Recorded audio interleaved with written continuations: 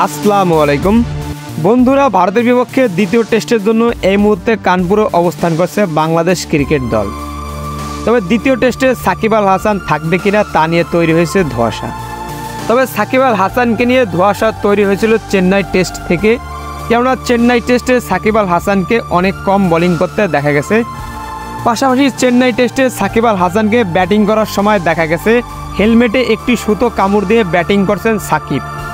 এরপরই সামাজিক যোগাযোগ মাধ্যমে প্রশ্ন ওঠে, তাহলে কি খেলার জন্য পুরোপুরি ফিট নেই সাকিব আল হাসান? পাশাপাশি চেন্নাই টেস্টে ব্যাটিং করার সময় ভারতীয় ক্রিকেটার জাসপ্রীত বুমরার বলে আঙ্গুলের চোট পান সাকিব আল হাসান। এরপরে সাথে সাথেই মাঠের চিকিৎসা নিতে দেখা যায় সাকিব আল হাসানকে, আঙ্গুলে ব্যান্ডেজ করিয়ে দেন চিকিৎসক। এরপর সামাজিক যোগাযোগ মাধ্যমে গুঞ্জন ওঠে, তাহলে কি ভারতের বিপক্ষে দ্বিতীয় টেস্টে থাকবে না সাকিব আল হাসান? তবে এবার সেই গুঞ্জনকে উড়িয়ে দিলেন বাংলাদেশের প্রধান কোচ চান্দিকা হাথুরু সিং।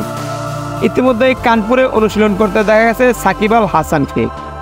এরপরে সংবাদ সম্মেলনে চান্দিকা হাথুরু সিংকে সাকিব আল হাসানের বিষয়ে প্রশ্ন করা হলে তিনি স্পষ্ট জানিয়ে দিয়েছেন, দ্বিতীয় টেস্টের জন্য পুরোপুরি ফিট আছেন সাকিব আল হাসান।